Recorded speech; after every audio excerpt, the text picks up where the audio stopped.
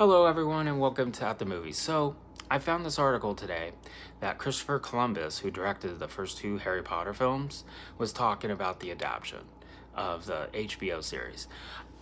Here's my thoughts. Okay, let me talk about Christopher Columbus first. I think he was a great director for the first two films.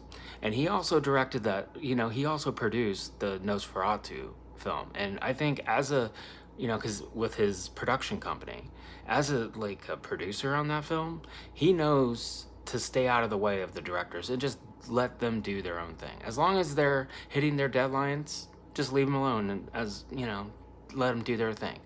Second, I think he was great in the first two films. Like, they kind of followed the book a little bit more. Yeah, sure, they kind of changed it around and gave some of Ron's lines to Hermione. But those two those two films were great, for what they had to do. And you could tell he was a big fan of the actual source material because when he was filming it, he had the book with him at all times. So compared to like the other directors as they went along, where they just they clearly weren't fans of the books. They just kind of wanted to like do a shorter film. So you could tell he was very passionate about the actual source material.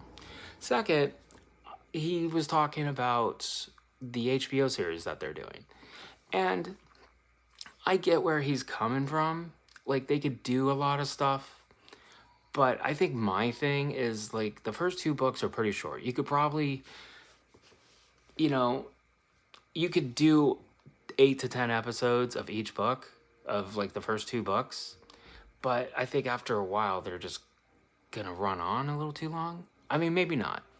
We'll see. But I think they have such a hard job to do because considering these films are beloved by many.